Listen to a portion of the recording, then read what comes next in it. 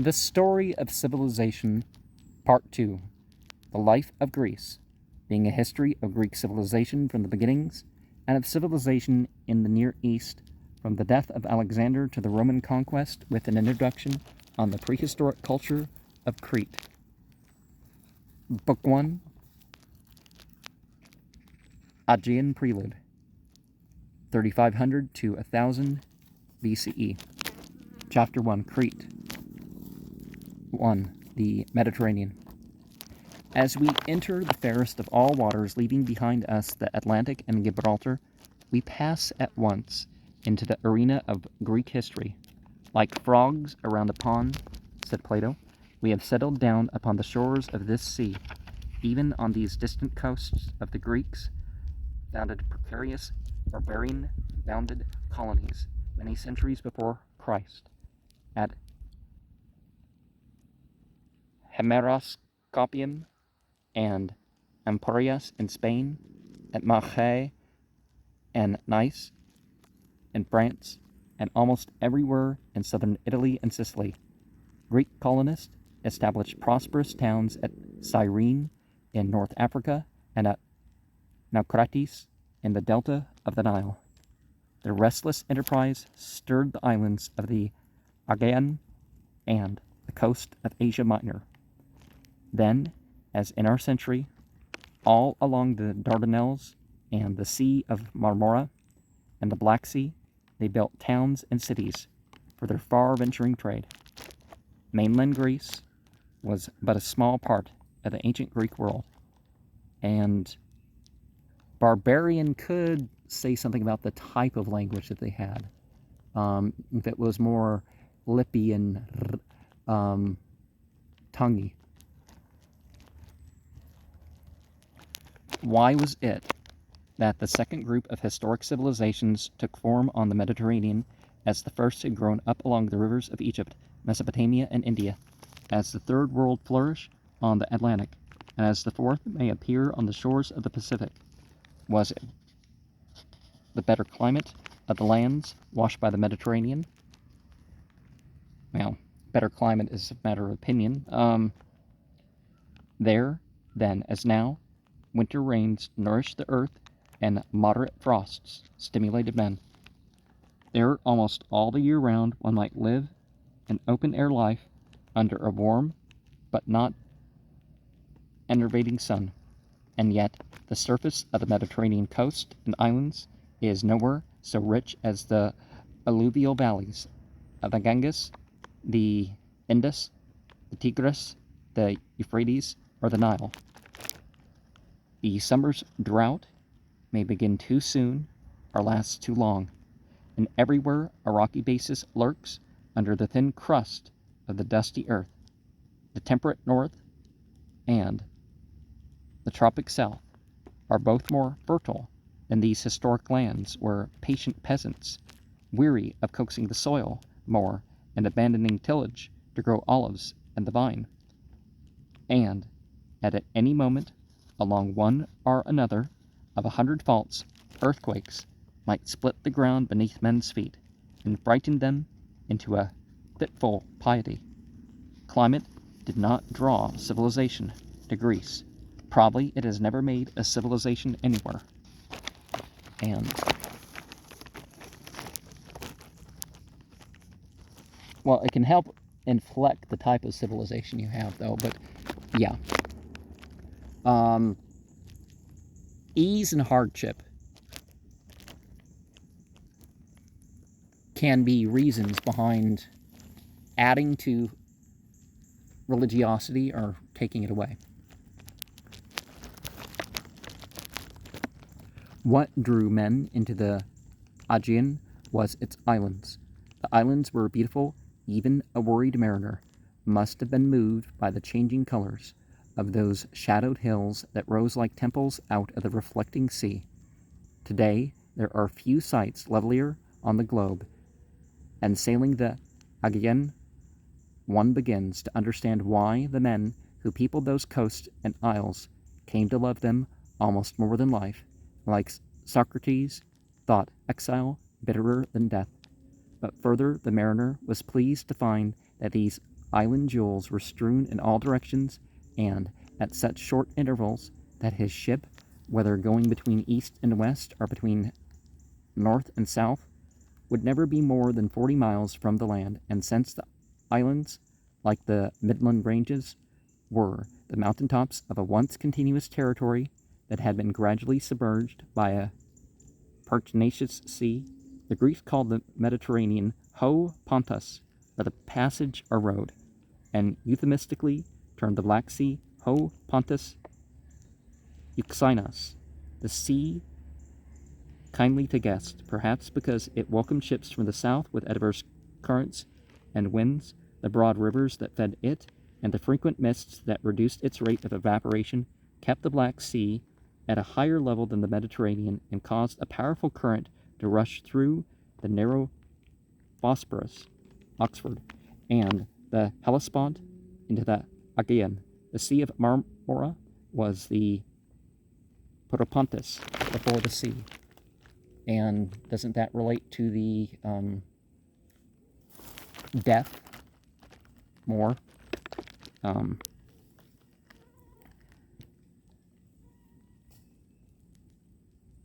Some welcome peak always greeted the outlook's eye and served as a beacon to ships that had, as yet, no compass to guide them. Again, the movements of wind and water conspired to help the sailor reach his goal. A strong central current flowed from the Black Sea into the Aegean, and countercurrents flowed northward along the coast, while the northeasterly Etesian winds blew regularly in the summer to help back to their southern ports the ships that had gone to fetch grain, fish, and furs from the Euxine Sea.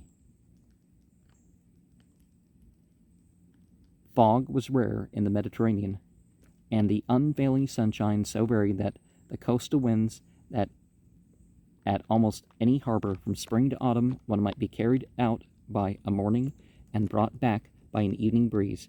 In these propitious waters the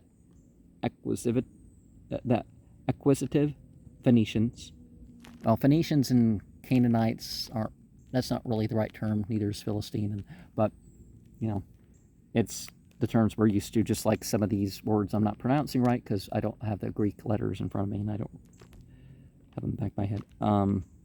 These Greeks developed the art and science of navigation. Here they built ships, for the most part, larger or faster, and yet more easily handled than any that had yet sailed the Mediterranean. Slowly, despite pirates and harassing uncertainties, the water routes from Europe and Africa into Asia through Cyprus, Sidon, and Tyre, are through the Aegean and the Black Sea, become cheaper than the long land routes, arduous and perilous, that had carried so much of the commerce of Egypt and the Near East. Trade took new lines, multiplied new populations, and created new wealth. Egypt, then Mesopotamia, then Persia withered. Phoenicia deposited an empire of cities on the African coast, and Sicily, and in Spain, and Greece blossomed like a watered rose. Part 2. The rediscovery of Crete. There is a land called Crete in the midst of the wine-dark sea, a fair, rich land begirt with water, and therein are many men past counting, and 90 cities. When Homer sang these lines, perhaps in the 9th century before our era, Greece had almost forgotten, though the poet had not, that the island, whose wealth seemed to him even then so great, had once been wealthier still, that it had held sway with a powerful fleet over most of the Aegean and part of mainland Greece, and that it had developed 1,000 years before the siege of Troy, one of the most artistic civilizations in history. Probably it was this Aegean culture, as ancient to him as he is to us, that Homer recalled when he spoke of a golden age in which men had been more civilized and life more refined than in his own disordered time. Before I pass on too far, 8,000 something, there was a dip in temperature and then there was a rise in temperature, and we were like totally out of the ice age at that point, but it was more than that that resulted in some of these currents and stuff. There was an impact event 7200 something BCE that created the Black Sea as we know it. The Red Sea was bigger, and well, there was a big old lake, but it became the Black Sea because the Bosphorus broke.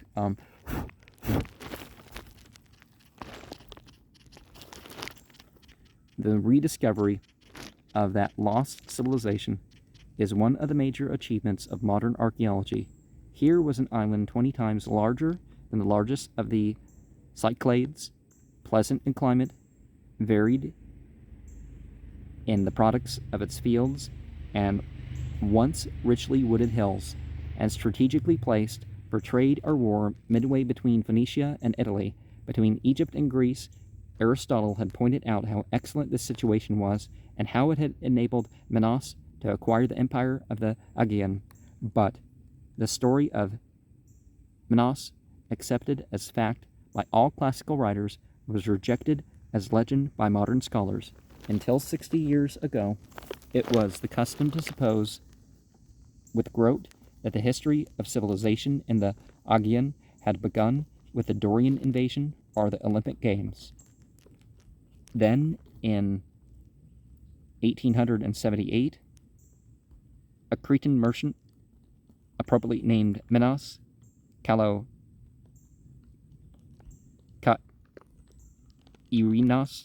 unearthed some strange antiquities on a hillside south of Candia, the modern capital, now officially renamed Heracleum.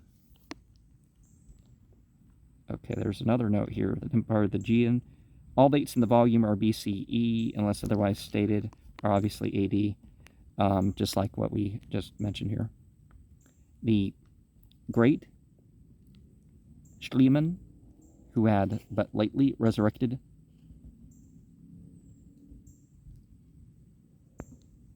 Mackinac and True, visited the site in 1886, announced his conviction that it covered the remains of the ancient Knossos, and opened negotiations with the owner of the land so that the excavations might begin at once. But the owner haggled and tried to cheat, and Schliemann, who had been a merchant before becoming an archaeologist, withdrew in anger, losing a golden chance to add another civilization to history. A few years later, he died. In 1893, a British archaeologist, Dr. Arthur Evans, bought in Athens a number of milk stones from a Greek woman who had worn them as amulets. Well, people like to presume that stuff, but,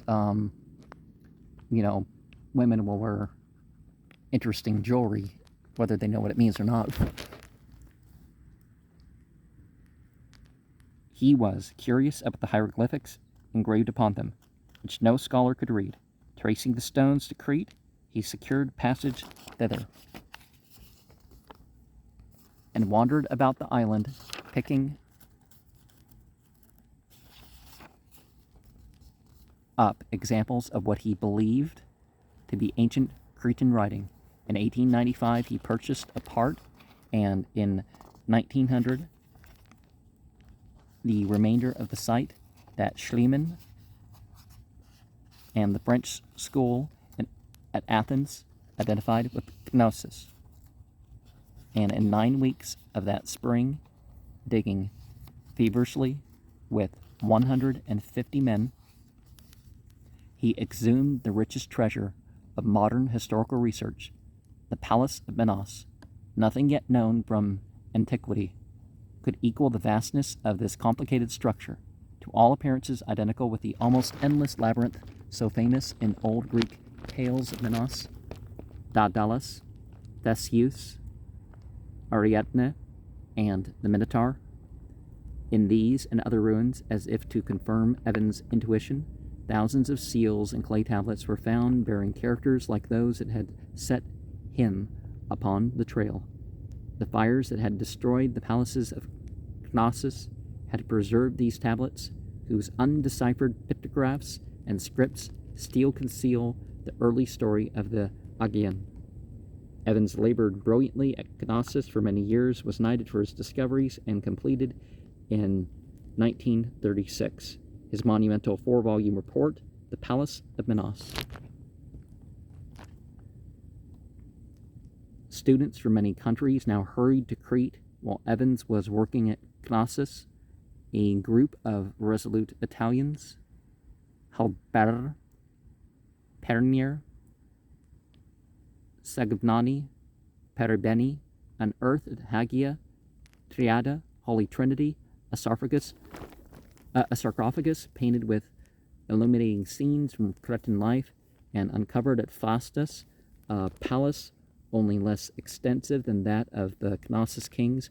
Meanwhile, 2 Americans, Siager and Miss Howes, made discoveries at Vasiliki, Maklas, and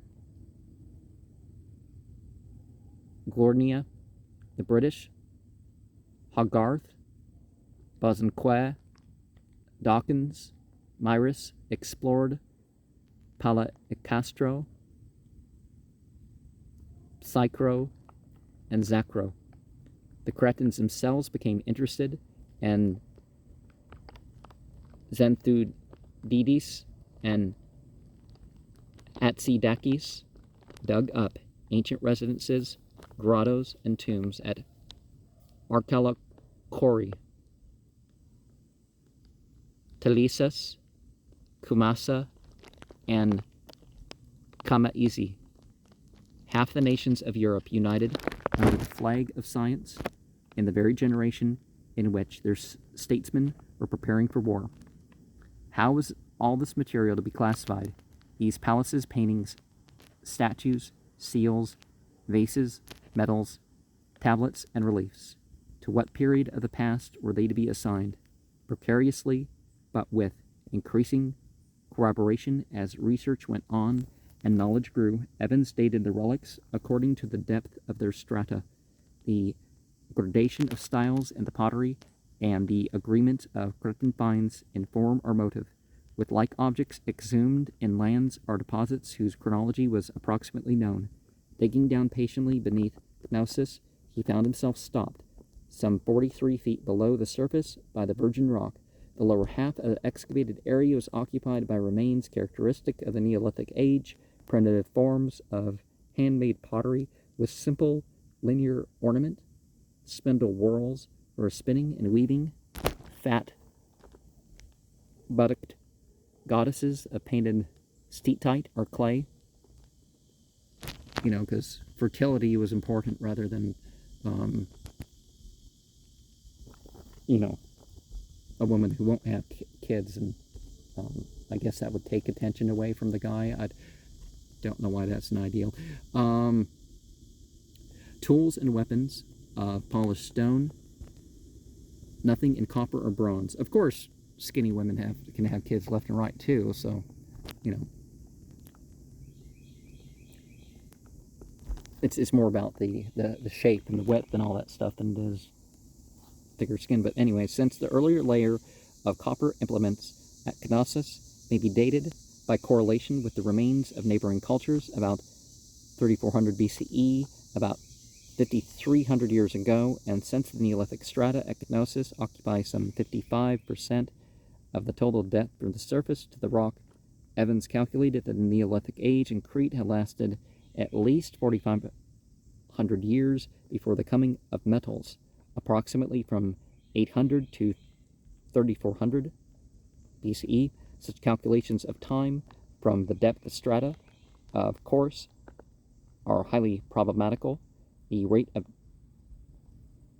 deposition may change from age to age. Allowance has been made for a slower rate after the abandonment of Knossos as an urban site in the 14th century BCE.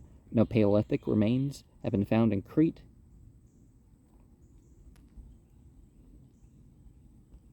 And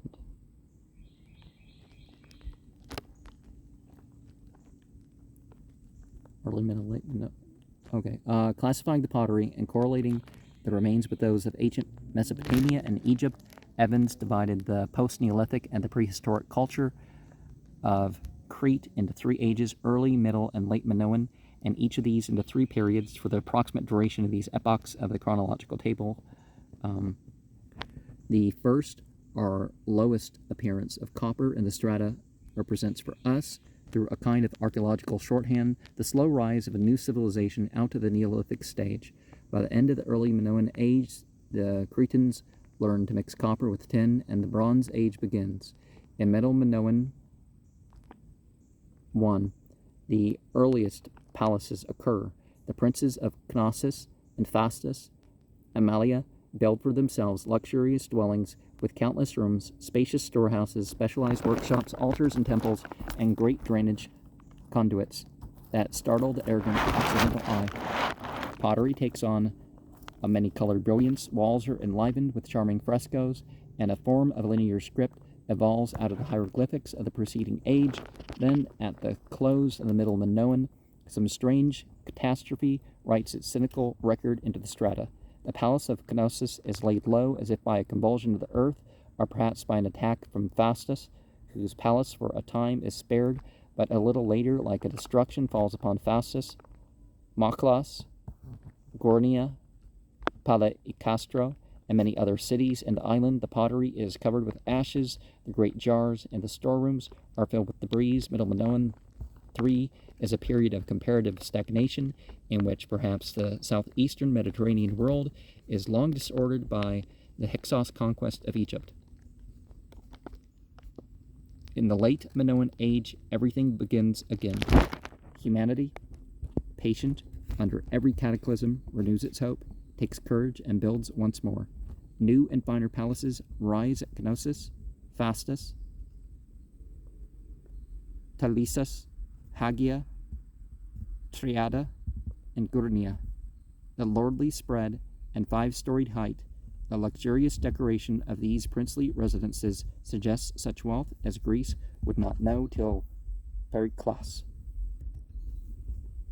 Theaters are erected in the palace courts, and gladiatorial spectacles of men and women, and deadly combat with animals, amuse gentlemen and ladies whose aristocratic faces, quietly alert, still live for us on the bright frescoes of the resurrected walls.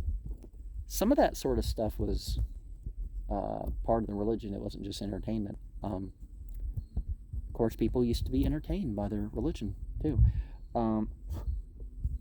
Wants are multiplied, tastes are refined. Literature flourishes. 1,000 industries graciously permit the poor to prosper by supplying comforts and delicacies to the rich.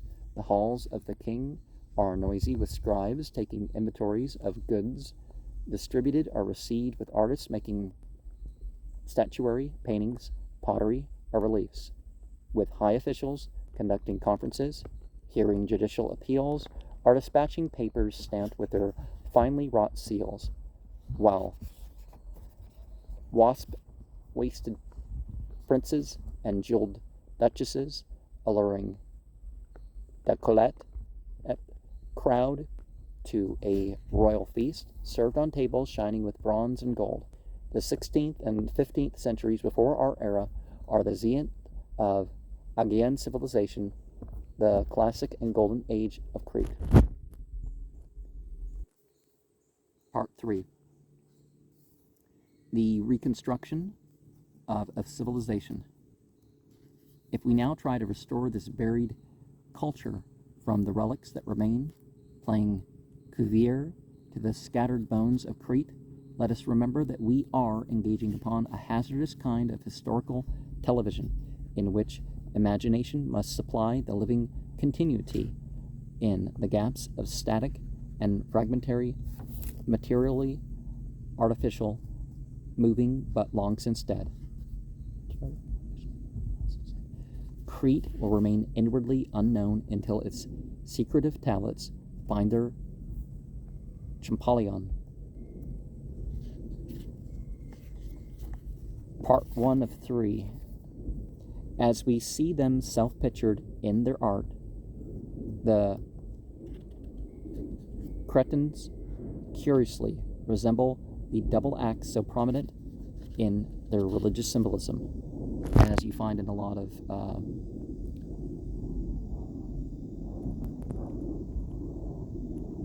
Iranian, Persian, Aryan culture. And ancient Egyptian too. Male and female alike have torsos narrowing pathologically to an ultra-modern waist. Oh, people were of all builds back then too, but people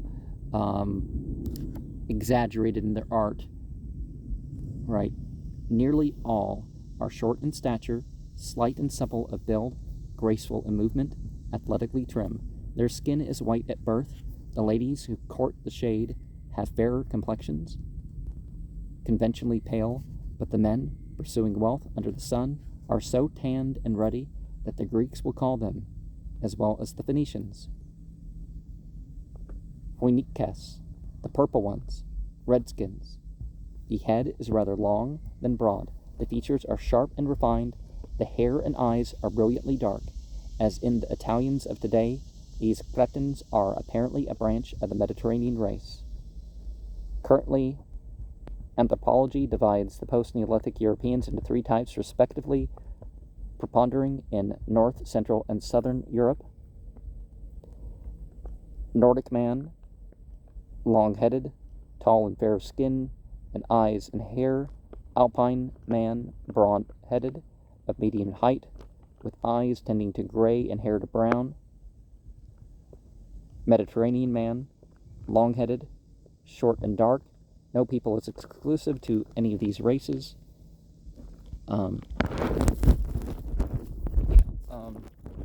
Well, there's always mixtures, but I wouldn't list races like that, because Northwestern European, Southwestern, the Mediterranean side.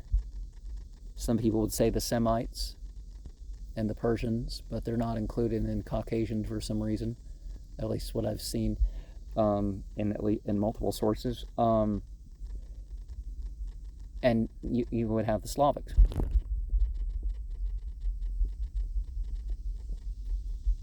The men, as well as the women, wear their hair partly in coils on the head or the neck, partly in ringlets on the brow, partly in tresses falling upon the shoulders or the breast.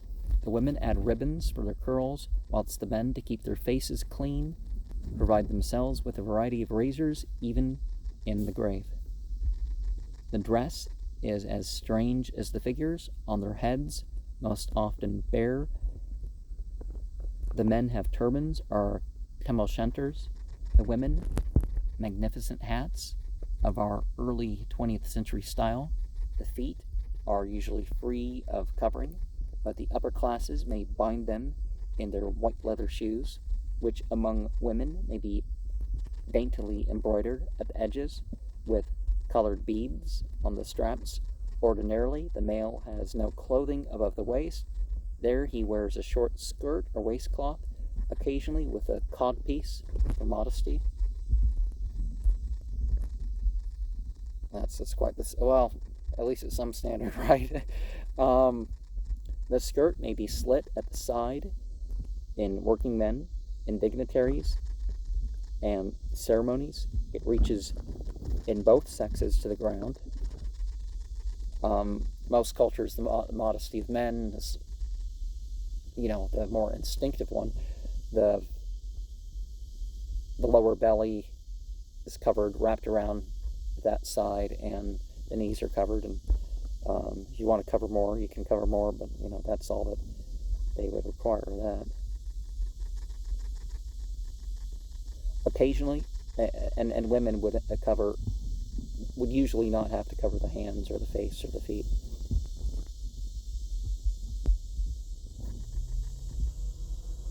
Occasionally, the men wear drawers, and in winter, a long outer garment of wool or skins. The clothing is tightly laced about the middle, for men as well as for women, are resolved to be, or seem, triangularly slim. To rival the men at this point, the women of the later periods resort to stiff corsets, which gather the skirts snugly around their hips and lift their bare breasts to the sun.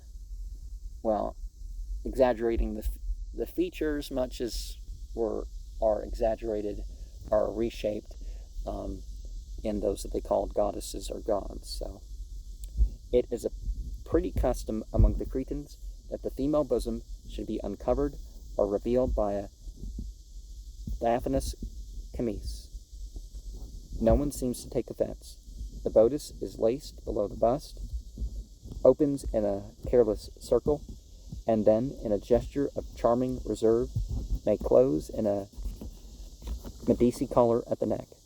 Well, offense is probably the wrong word.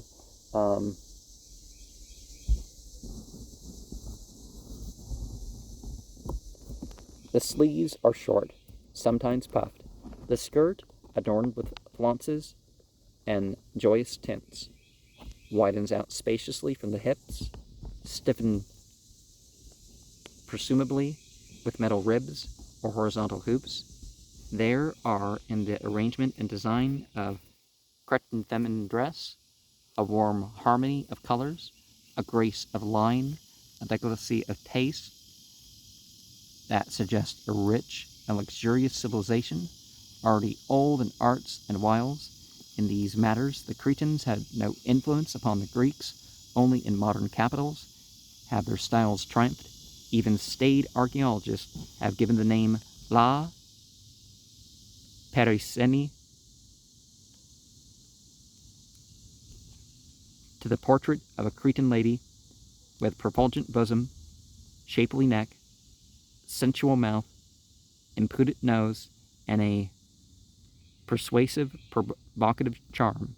She sits saucily before us today as part of a frieze in which high personages gaze upon some spectacle that we shall never see. The men of Crete are evidently grateful for the grace and adventure that women give to life, for they provide them with costly means of enhancing their loveliness. The remains are rich in jewelry of many kinds. Hairpins of copper and gold, stick pins adorned with golden animals or flowers, are heads of crystal or quartz. Rings are spirals of filigree, gold mingling with the hair. Fillets are diadems of precious metal binding it. Rings and pendants hanging from the ear, plaques and beads and chains on the breast, bands and bracelets on the arm, rings of silver, steatite, agate, carnelian, amethyst, or gold. The men keep some of the jewelry for themselves. If they are poor, they carry necklaces and bracelets of common stones. If they can afford it, they flaunt great rings engraved with scenes of battle or the chase. The famous cupbearer wears on the bicep of his left arm a broad band of precious metal, and on the wrist a bangle inlaid with agate. Everywhere in Cretan life, man expresses his vainest and noblest passion, the zeal to beautify. This use of man to signify all humanity reveals the prejudice of a patriarchal age, and hardly suits the almost matriarchal life of ancient Greece, for the Minoan woman does not put up with any oriental seclusion, any purdah or harem. And Islam doesn't require women to be secluded, you could say, too. There's just ethics that men and women follow, and generally women, it gives them freedom to have their own space. Men, per se, don't have the right to their own space.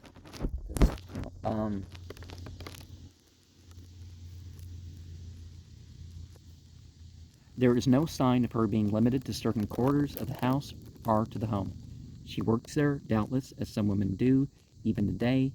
She weaves clothing and baskets, grinds grain, and bakes bread. But she also labors with men in the fields and the potteries. She mingles freely with them in the crowds. She takes the front seat at the theater and the games. She sweeps through Cretan society with the air of a great lady, bored with adoration. And when her nation creates its gods, it is more often in her likeness than in man's. It's hard to say what came first among, the false gods, right?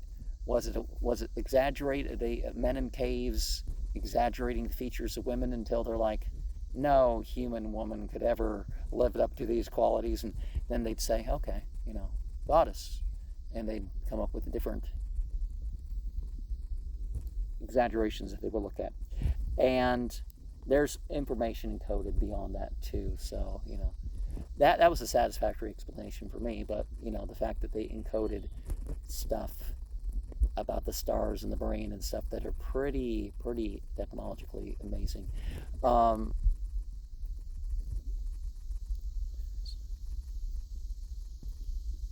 Or was it exaggerated features of an animal? Or was it, astronomy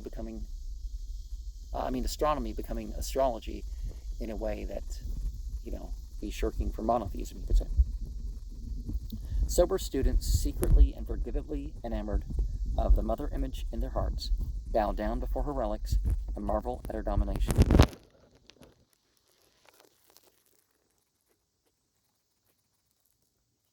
2 of 3. Hypothetically, we picture Crete as at first an island divided by its mountains among the petty jealous clans which live in independent villages under their own chiefs and fight, after the manner of men, innumerable territorial wars. Then a resolute leader appears who unites several clans into a kingdom and builds his fortress palace at Knossos, Phastos,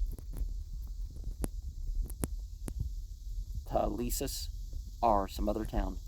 The wars become less frequent, more widespread, and more efficient in killing.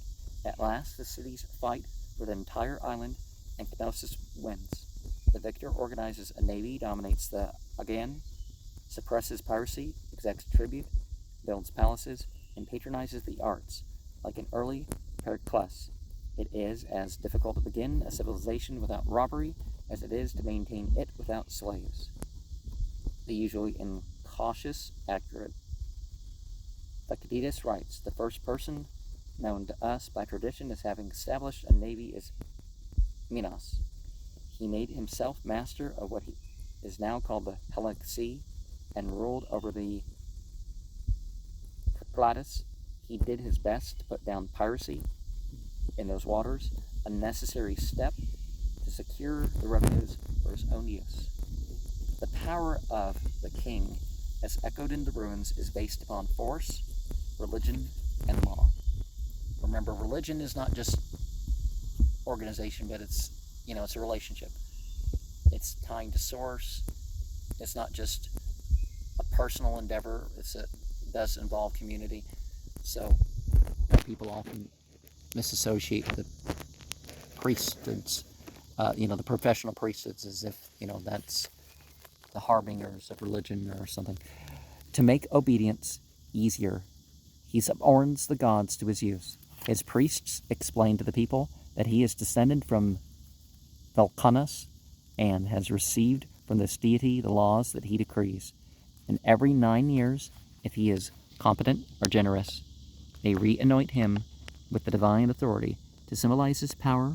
The monarch, anticipating Rome and France, adopts the double axe and the fleur de lis. To administer the state, he employs, as the litter of the tablets suggest, a staff of ministers, bureaucrats, and scribes. He taxes in kind and stores in giant jars his revenues of grain, oil, and wine. And out of this treasury in kind he pays his men from his throne in the palace, or his judgment seat in the royal villa. He settles in person such litigation as has run the gauntlet of his appointed courts, and so great is his reputation as a magistrate that when he dies he becomes a Hades. Homer assures us, the inescapable judge of the dead. We call him Minos, but we do not know his name. Probably the word is a title, like Pharaoh or Kassar. You're supposed to pronounce all those C's with a K sound. and covers a multitude of caves. At its height, this civilization is surprisingly urban. The Iliad speaks of Crete's 90 cities, and the Greeks who conquered them are astonished at their teeming populations. Even today, the student stands in awe before the ruined mazes of paved and guttered streets, intersecting lanes, and countless shops or houses crowding about some center of trade or government in all the huddled gregariousness of timid and talkative men.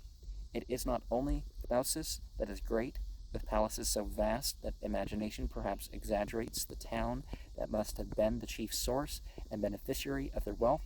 Across the island on the southern shore is Phasis, from whose harbor, Homer tells us, the dark, proud ships are borne to Egypt by the force of the wind and the wave.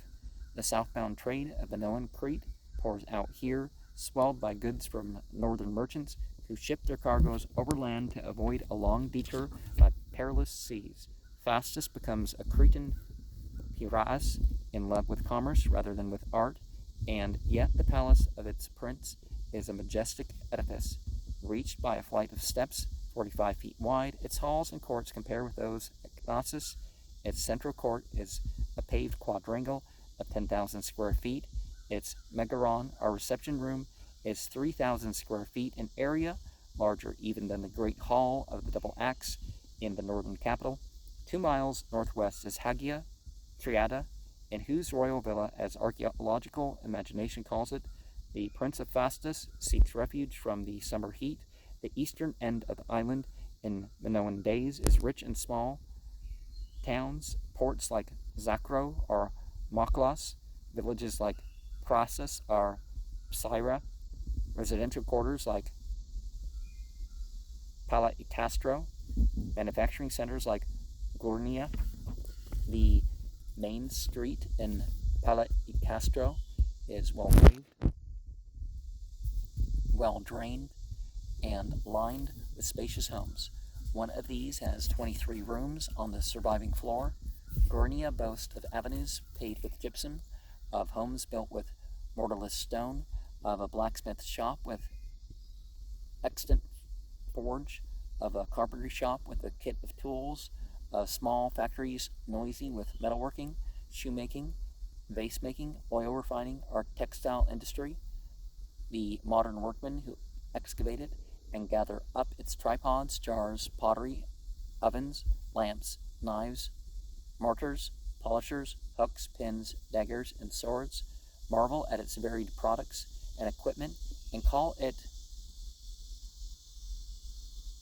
He Mechanique Polis, a town of machinery. By our standards, the minor streets are narrow, mere alleys in the style of a semi-tropical Orient that fears the sun at, and the rectangle house of wood or brick or stone are for the most part confined to a single floor, yet some mid-Minoan plaques exhumed at Knossos show us homes of 2, 3, even 5 stories, with a cubicle attic or turret here and there. On the upper floors in these pictured houses are windows with red panes of unknown material, double doors swinging on posts apparently of cypress wood, open from the ground floor rooms upon a shaded court. Stairways lead to the upper floors and the roof, where the Cretan sleeps when the nights are very warm. If he spends the evening indoors, he lights the room by burning oil, according to his income, in lamps of clay, steatite, gypsum, marble, or bronze. We know a trifle or two about the games he plays.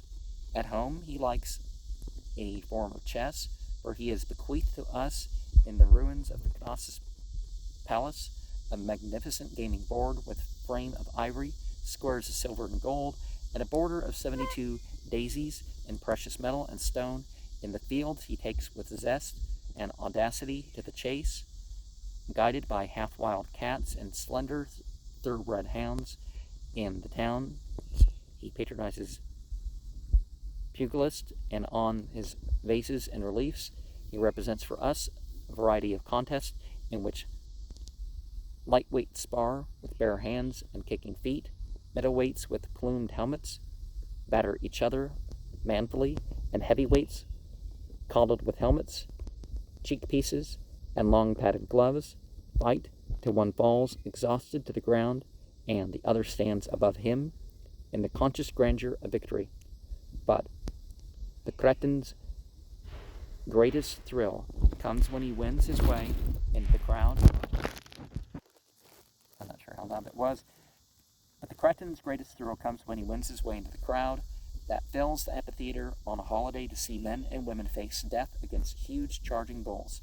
Time and again he pictures the stages of this lusty sport, the daring hunter capturing the bull by jumping astride its neck as it laps up water from a pole, the professional tamer twisting the animal's head until it learns the measure of tolerance for the acrobat's annoying tricks, the skilled performer, slim and agile, meeting the bull in the arena, grasping its horns, leaping into the air, somersaulting over its back, and landing feet first on the ground in the arms of a female companion who lends her grace to the scene.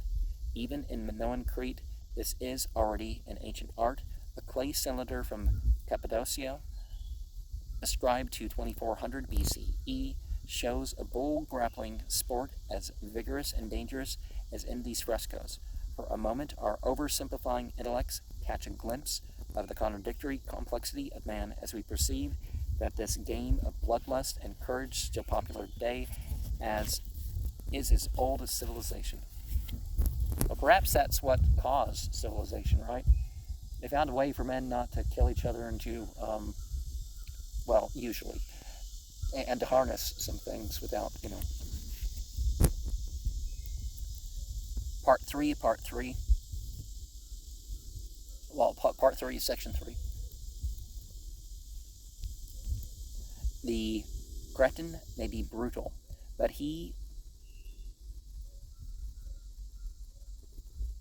it's probably Cretan, but the Cretan, it may be brutal, but he is certainly religious, with a thoroughly human mixture of fetishism and superstition, idealism and reverence. He worships mountains, caves, stones, the number 3. Does he worship the number or just use it spiritually? Trees and pillars, sun and moon, goats and snakes, doves and bulls. Hardly anything escapes his theology. That was the thing. Everything used to be mythologized. Now, are somehow referenced in mythology. Islam did the same thing. Islam includes everything in its theology, its mythology. Whatever term you like for it. He conceives the air is filled with spirits, genial or devilish, and hands down to Greece, a sylvan ethereal population of dryads, Sileni, and nymphs. He does not directly adore the phallic emblem, but he venerates with awe the generative vitality of the bull and the snake. Since his death rate is high, he pays devout homage to fertility. Now, there's more reasons than that for fertility, and when he rises to the notion of a human divinity, he pictures a mother goddess with generous mama and sublime flanks, with reptiles creeping up around her arms and breasts, coiled in her hair, or rearing themselves proudly from her head. He sees in her the basic fact of nature, that man's greatest enemy, death, is overcome by woman's mysterious power, reproduction, and he identifies this power with deity. The mother goddess represents for him the source of all life in plants and animals as well as in men. There's sacred sexuality without actually worshiping gendered entities, but if he surrounds her image with fauna and flora, it is because these exist through her creative fertility and therefore serve as her symbols and her imitations. Occasionally she appears holding in her arms her divine child, Vilcanas, whom she is born in a mountain cave. Kind of makes you think of the Christian myth in the way of the depth of the year. That they typically celebrate Christmas at a date that doesn't make sense biblically, but when they made Jesus a deity, they put him on Mithras Day, and clearly coming out of the cave on December 25th. Contemplating these ancient images, we see through it Isis and Horus, Ishtar and Tammuz, Cybele and Attis, Aphrodite and Adonis, and feel the unity of prehistoric culture and the continuity of religious ideas and symbols in the Mediterranean world. The Cretan Zeus, as the Greeks call Velkanos, is subordinate to his mother in the affections of the Cretans, but he grows in importance. He becomes the personification of the fertilizing rain of the moisture that in this religion, as in the philosophy of Thales, underlies all things. He dies, and his sepulchre is shown from generation to generation on Mount Euctas, where the majestic profile of his face can be seen by the imaginative traveler. He rises from the grave as a symbol of reviving vegetation, and the Curetes priests celebrate with dances and clashing shields his glorious resurrection. Sometimes as a god of fertility, he is conceived as incarnate in the sacred bull. It is as a bull that he mates in Cretan myth with Minos' wife, Pasiphae, and begets by her the monstrous bull, or Minotaur. To appease these deities, the Cretan uses a lavish rite of prayer and sacrifice, symbol and ceremony, administered usually by women priests, sometimes by officials of the state. To ward off demons, he burns incense. To arouse a negligent divinity, he sounds the conch, plays the flute or the lyre, and sings in chorus hymns of adoration. To promote the growth of orchards and the fields, he waters trees and plants in solemn ritual.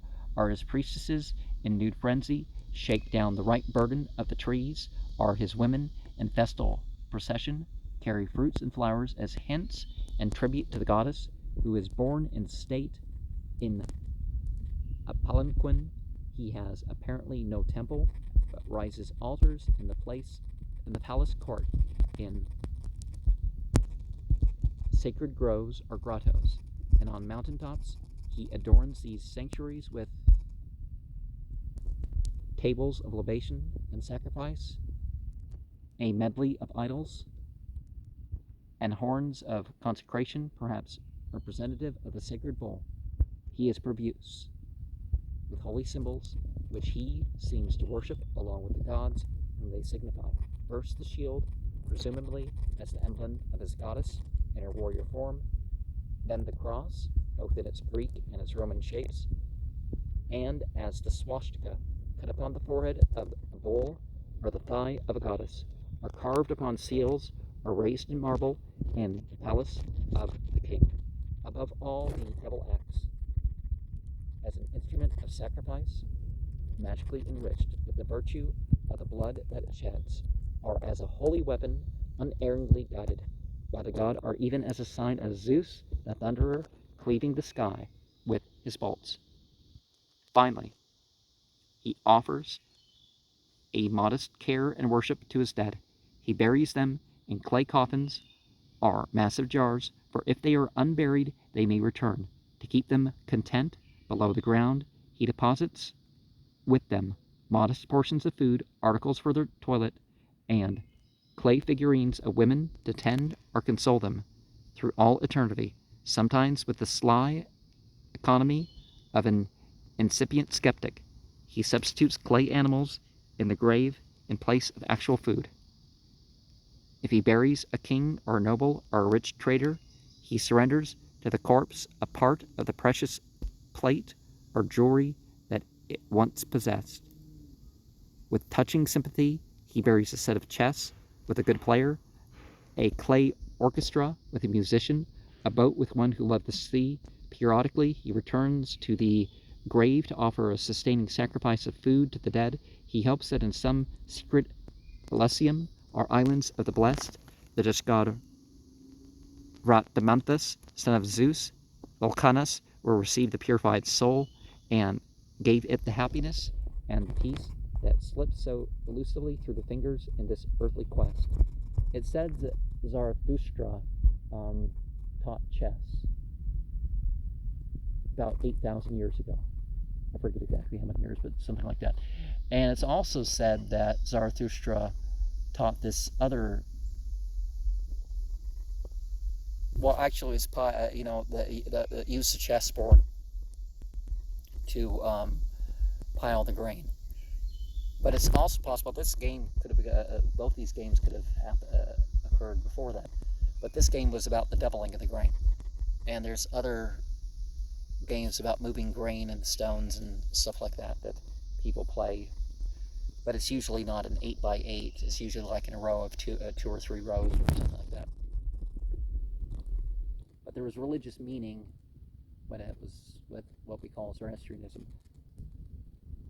Part 4 of section 3 is culture. The most troublesome aspect of the Cretan is his language. When after the Dorian invasion he uses the Greek alphabet, it is for a speech completely alien to what we know as Greek, and more akin in sound to the Egyptian, Cypriote, Hittite, and Anatolian dialects of the Near East. In the earliest age, he confines himself to hieroglyphics. About 1800 BCE, he begins to shorten these into a linear script of about some 90 syllabic signs. 2 centuries later, he contrives another script whose characters often resemble those of the Phoenician alphabet. Perhaps it is from him, as well as from the Egyptians and the Semites, that the Phoenicians gather around those letters. They will scatter through the Mediterranean to become the unassuming, omnipresent instrument of Western civilization. Well, we can trace the runes to the Slavic people a good 26 some thousand years before, so there's that to consider. But if they're sea people, they would have brought it down through maybe Kiev or something.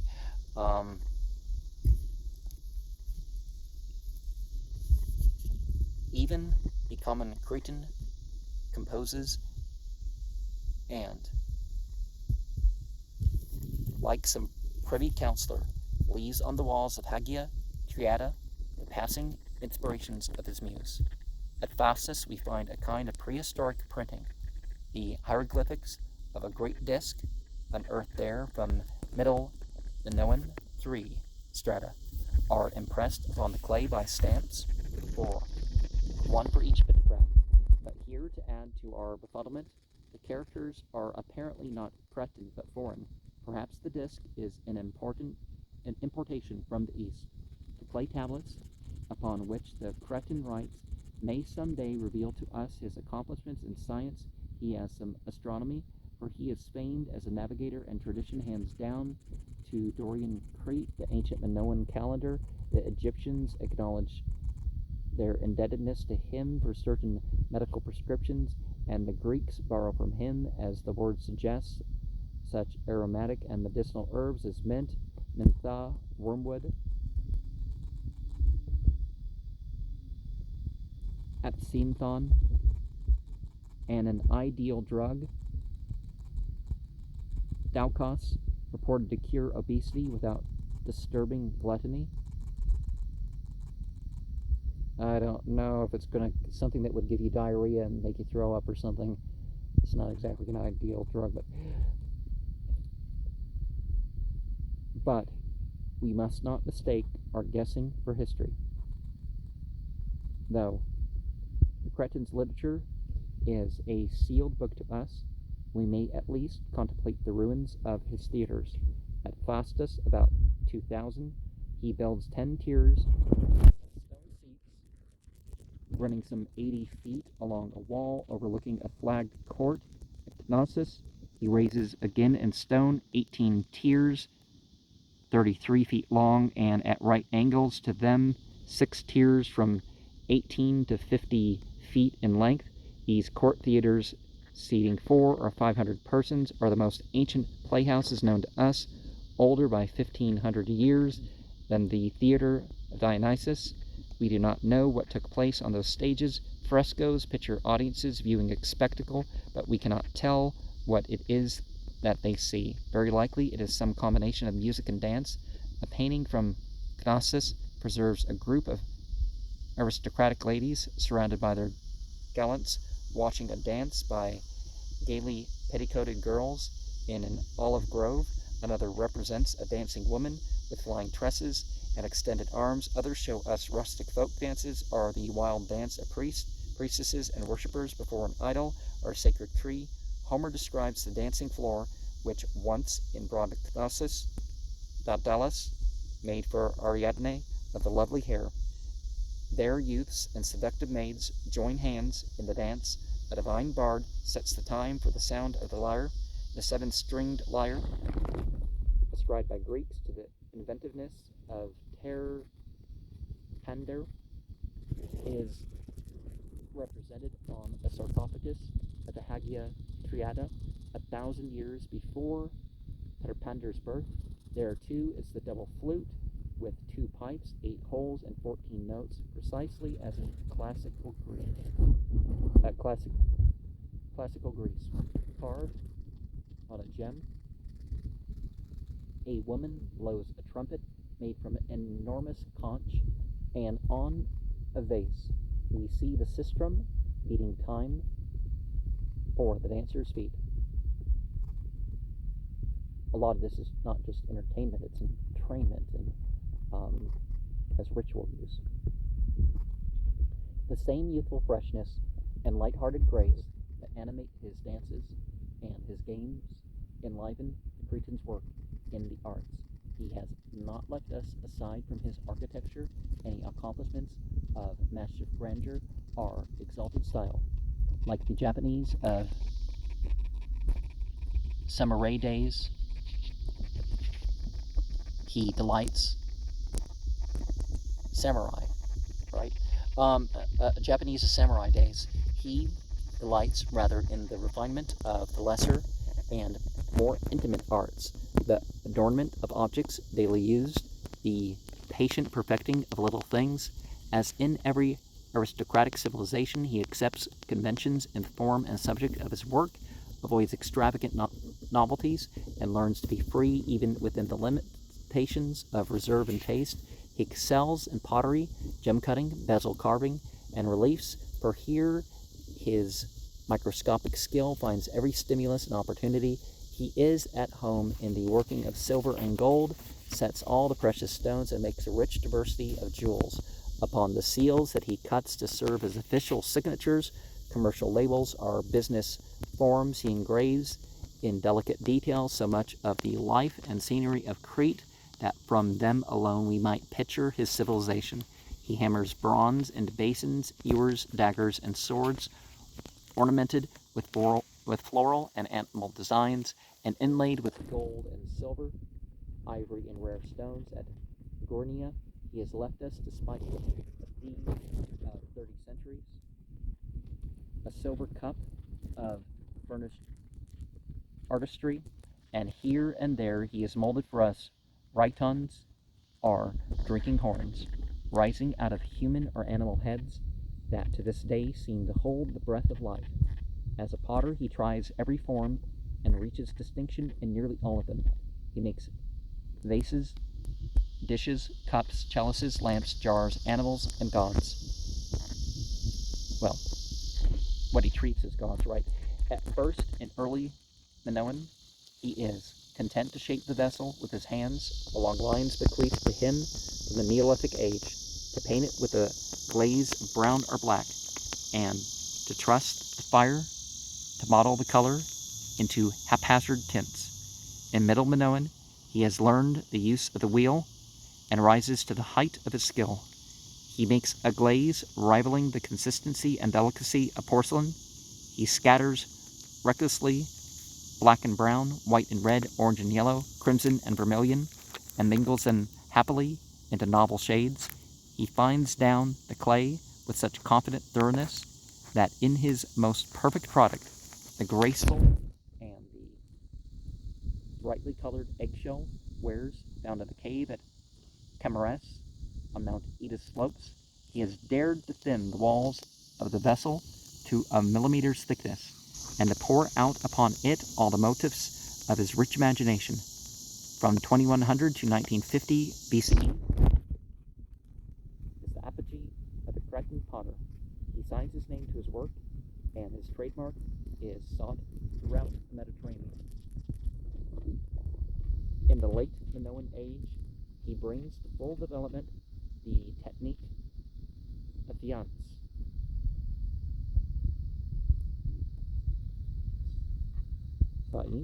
Okay. And forms the brilliant paste into decorative plaques and vases of turquoise blue. How do you pronounce it? F-A-I-E-N-C-E?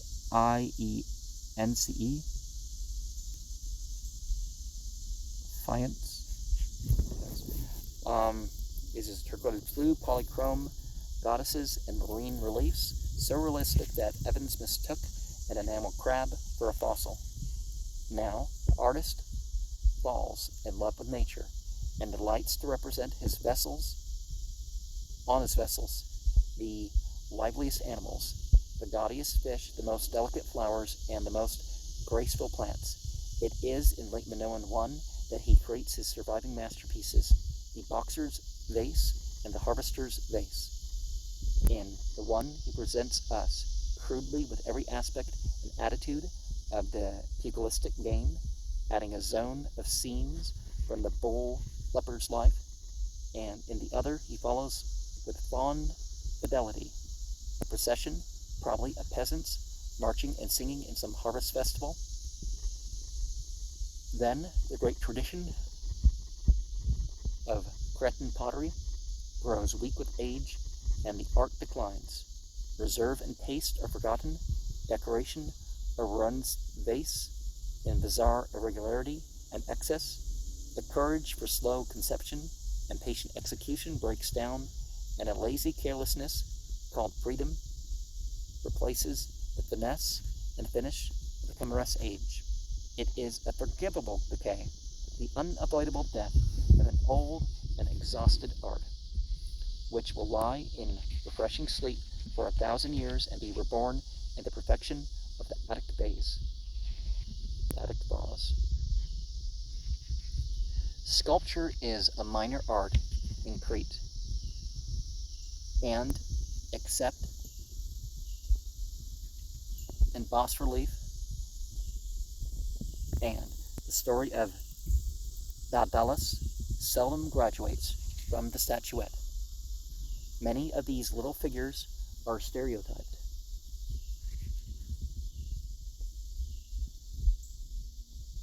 Crudities seemingly produced by rote.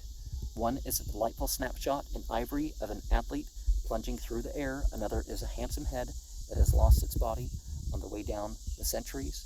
The best of them excels in anatomical precision and vividness of action, anything that we know from Greece before Myron's time. The strangest is the snake goddess of the Boston Museum, a sturdy figure of ivory and gold, half mama and half snakes. Here at last, the Cretan artist treats the human form with some amplitude and success, but when he essays a larger scale, he falls back for the most part upon animals and confines himself to painted reliefs as in the bull's head in the Hadacum Museum. In this startling relic, the fixed wild eyes, the snorting nostrils, the gasping mouth, and the trembling tongue achieve a power that Greece itself will never surpass. Nothing else in ancient Crete is quite so attractive as its painting. The sculpture is negligible, the pottery is fragmentary, the architecture is in ruins, but this frailest of all the arts, easy victim of indifferent time, has left us legible and admirable masterpieces from an age so old that it slipped quite out of the memory of that classic Greece age, whose painting, by contrast, so recent, not one original remains. In Crete, the earthquakes are the wars that overturned the palaces, preserved here and there a frescoed wall and wandering by them we molt 40 centuries and meet the men who decorated the rooms of the Minoan kings. As far back as 2500, they make the wall coatings of pure lime and conceive the idea of painting in fresco upon the wet surface, wielding the brush so rapidly that the colors sink into the stucco before the surface dries.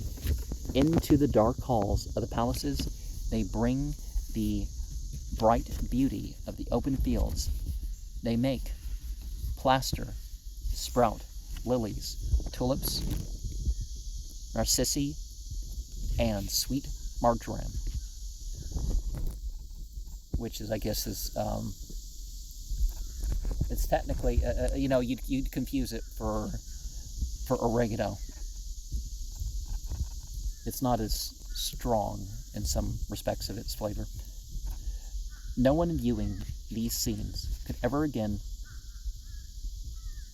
But dittany's, I guess, the same type of plant, I guess, and that's what you want for incense. But that's expensive incense. You don't have to.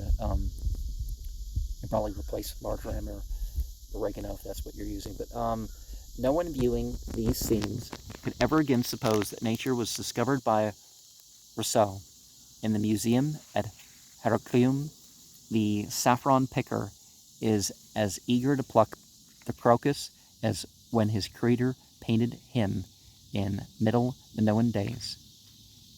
His waist is absurdly thin, his body seems much too long for his legs, and yet his head is perfect.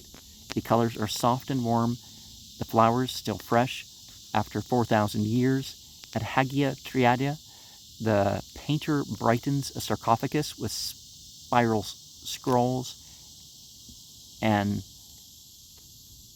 unusual, almost Nubian figures. I'm changing a couple words because the modern applications aren't.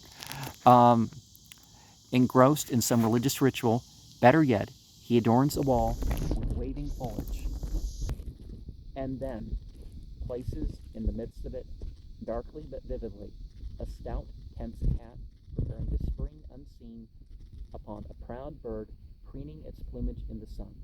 In late Minoan, the Cretan painter is at the top of his stride. Every wall tempts him, every plutocrat calls him. He decorates not merely the royal residences, but the homes of nobles and burghers with all the lavishness of Pompeii.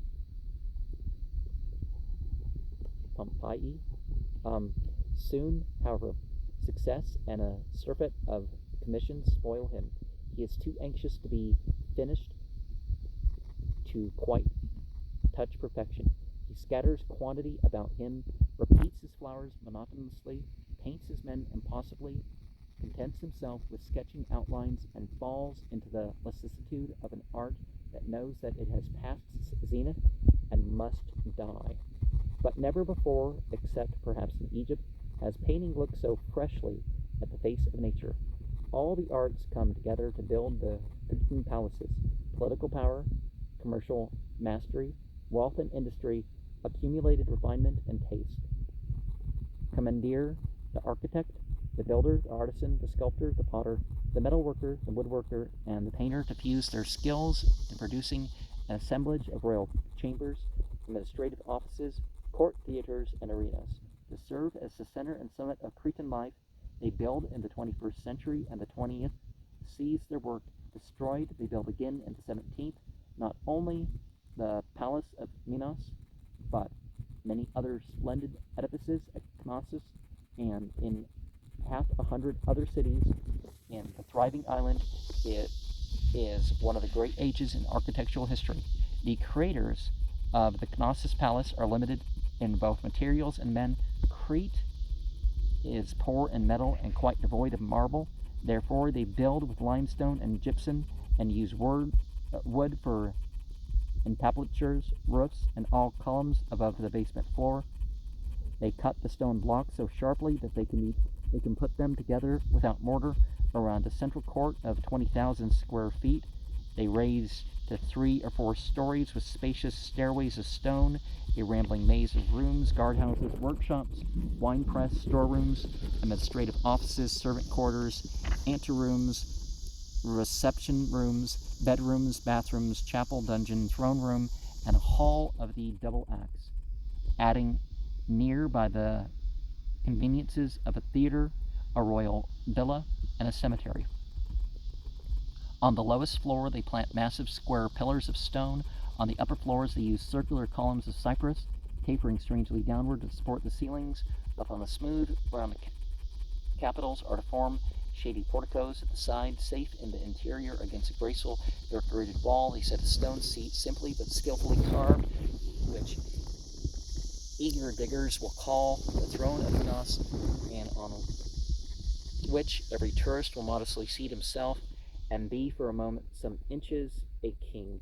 His sprawling palace, in all likelihood, is in the famous labyrinth or sanctuary of the double axe, the Labyrinth, attributed to the ancients to Daedalus, and destined to give its name in the aftertime to any maze of rooms or words or ears. As if to please the modern spirit, are more interested in plumbing than in poetry, the builders of Knossos install a palace, a system of drainage superior to anything else of its kind in antiquity.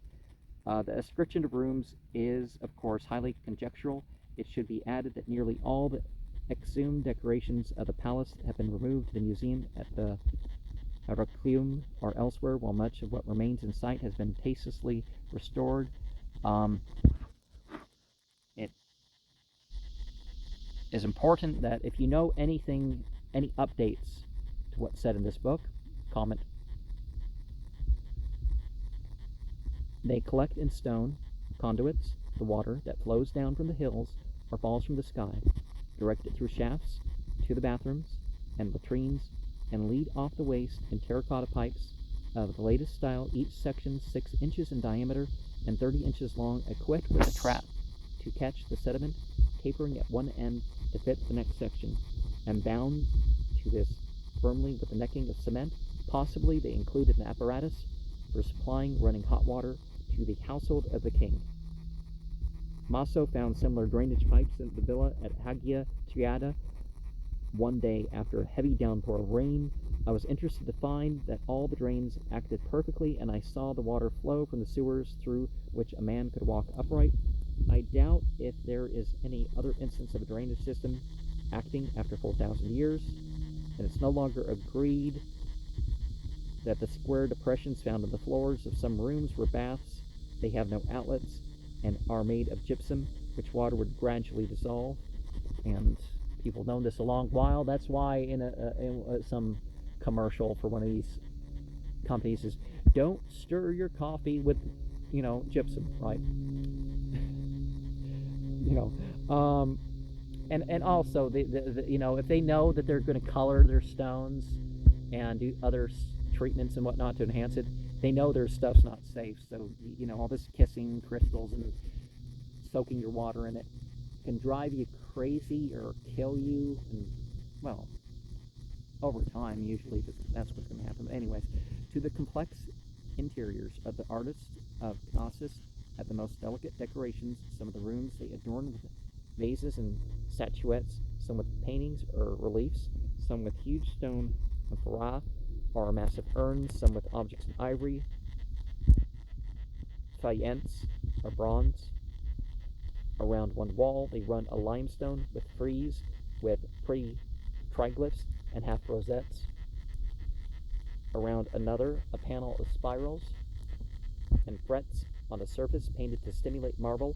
Around another, they carve in high relief and living detail the contest of man and bull. Through the halls and chambers, the Minoan painter spreads all the glories of his cheerful art. Here, caught chattering in a drawing room, are ladies in blue, with classic features, shapely arms, and cozy breasts. Here are fields of lotus, or lilies, or olive spray. Here are ladies of the opera, and dolphins swimming motionlessly in the sea. Here, above all, is the lordly cupbearer, erect and strong, carrying some precious ointment in a slim blue vase.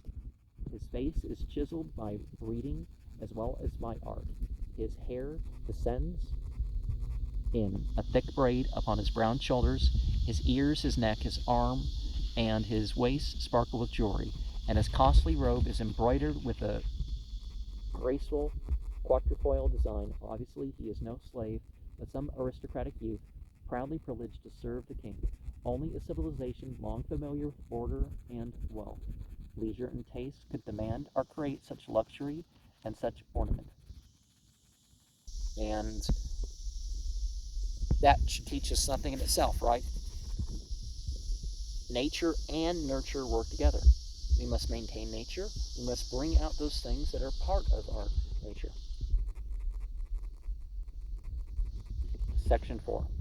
The fall of Knossos. While in retrospect we seek the origin of this brilliant culture, we find ourselves vacillating between Asia and Egypt. On the one hand, the Cretans seem kin in language, race, and religion to the Indo-European peoples of Asia Minor. Their 2 clay tablets were used for writing, and the shekel was the standard of measurement. There in Caria was the cult of Zeus, Labrandius, i.e. Zeus of the double axe, Labrais. There men worshipped the pillar, the bull, and the dove. There in Phrygia was the great Cybele, so much like the mother goddess of Crete that the Greeks called the latter Rhea Cybele, and considered the 2 divinities one. And yet the signs of Egyptian influence in Crete abound in every age. The 2 cultures are at first so much alike that some scholars presume a wave of Egyptian immigration to Crete in the troubled days of Menes.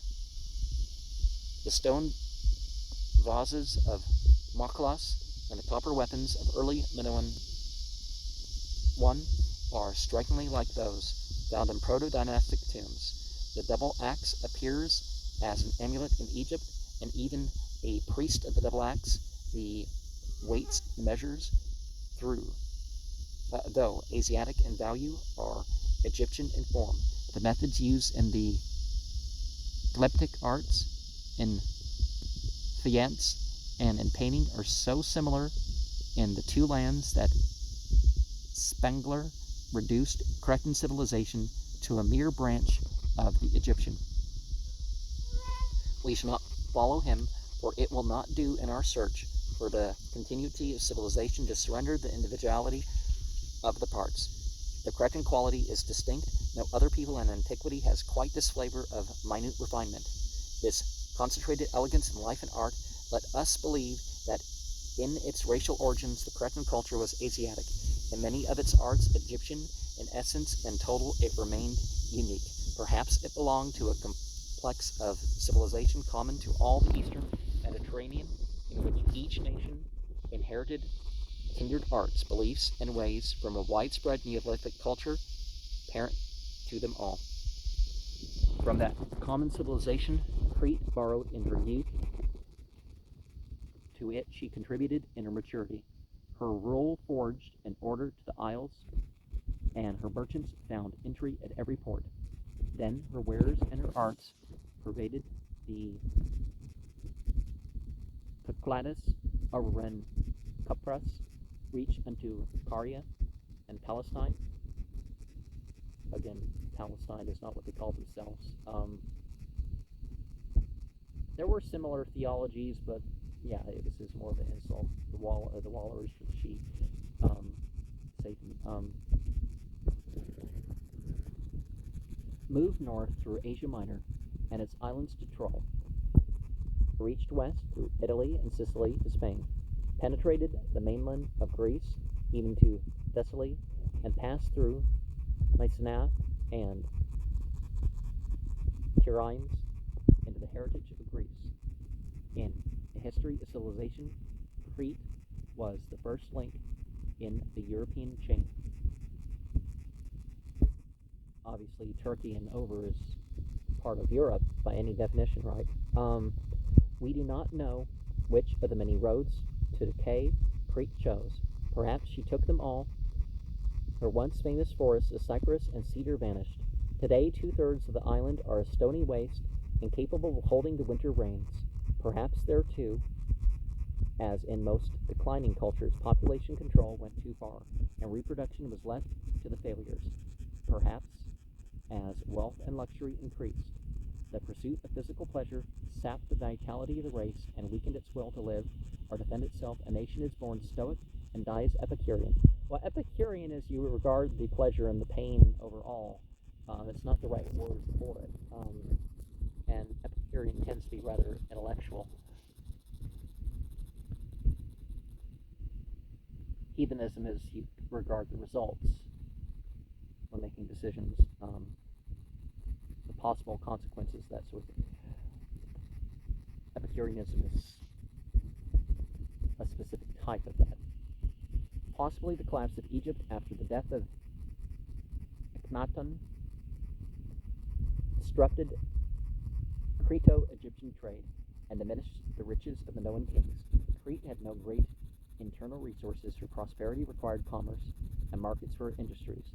Like modern England, she had become dangerously dependent upon control of the seas.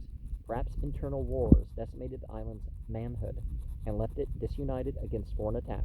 Perhaps an earthquake shook the palaces into ruins, or some angry revolution avenged in a year of terror the accumulated oppressions of centuries. About 1450, the palace of Phasis was again destroyed. That of Hagia Triada was burned down. The homes of rich burghers of Telesus disappeared. During the next 50 years, Knossos seemed to have enjoyed the zenith of his fortune and a supremacy unquestioned throughout the Aegean. Then, about 1400, the palace of Knossos itself went up in flames. Everywhere, the ruins of Evans found signs of uncontrollable fire, charred beams and pillars, blackened walls and clay tablets, hardened against time's tooth by the conflagration's heat. So thorough was the destruction and so complete the removal of metal, even from the rooms covered and protected by debris, that many students suspect invasion and conquest rather than earthquake. Our people knew about the place and knew it was a place to get resources without, the extra trouble of mining fresh stuff. If an archaeological chronology would permit the deferment of this conflagration to the neighborhood of 1250 BCE, it would be convenient to interpret the tragedy as an incident in the Achaean conquest of the Aegean preliminary to the siege of Crete. Well, maybe not part of the same, but there was a lot of stuff going on then, and it made the Exodus a lot easier, In any case, the catastrophe, the Exodus in the Bible, in any case, the catastrophe was sudden. The workshops of artists and artisans gave every indication of having been in full activity when death arrived. About the same time, Gornia, Syra, Zacro, and Palacastro were leveled to the ground. We must not suppose that Cretan civilization vanished overnight. Palaces were built again, but more modestly, and for a generation or two, the products of Crete continued to dominate Aegean art. About the middle of the 13th century, we come at last upon a specific Cretan personality, that King Minos, of whom Greek tradition told so many frightening tales. His brides were annoyed at the abundance of serpents and scorpions in his seed, but by some secret device, his wife Pasiphae eluded these, and safely bore him many children, among them Phaedra, wife of Theseus, and lover of Hippolytus, and the fair-haired Ariadne. Minos, having offended Poseidon, the god afflicted Pasiphae with a mad passion for a divine bull. Daedalus pitied her, and through his contrivance she conceived the terrible Minotaur. Minos imprisoned the animal in the labyrinth, which Daedalus had built at his command, but appeased it periodically with human sacrifice. Pleasanter, even in his tragedy, is the legend of Daedalus, for it opens one of the proudest epochs of human history. Greek story represented him as an Athenian Leonardo, who, envious of his nephew's skill, slew him in a moment of temperament, and was banished forever from Greece. He found refuge at Minos's court, astonished him with mechanical inventions and novelties, and became chief artist and engineer to the king.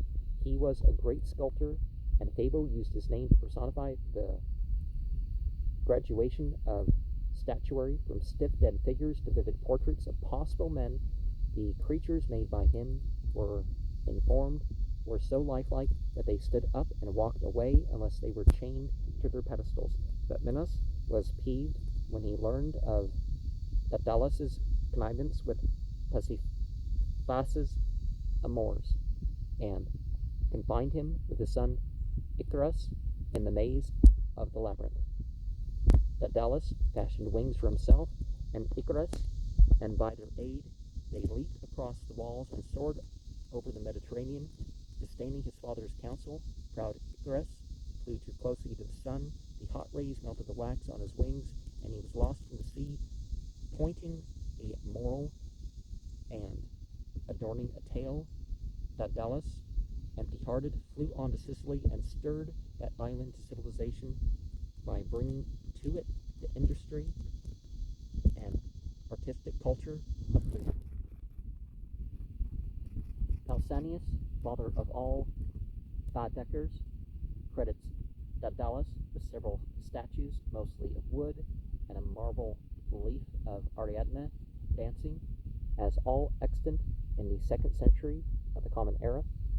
The Greeks never doubted the reality of Daedalus, and the experience of Schliemann warns us to be skeptical even about our skepticism. So does, what was Paracelsus? Is that the philosopher? Old traditions have a way of being easily rejected by one generation of scholars and laboriously confirmed by the next. Well, the general outline of the myth and stuff could be true in multiple ways, right? More tragic still is the story of Theseus and Ariadne. Minos, victorious in a war against youthful Athens, exacted from that city every 9th year a tribute of 7 girls and 7 young men to be devoured by the Minotaur.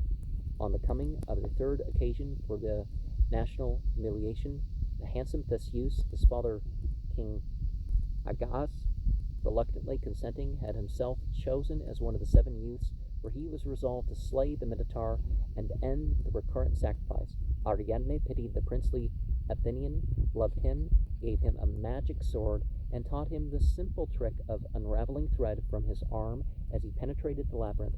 Theseus killed the Minotaur, followed the thread back to Ariadne, and took her with him on his flight from Crete.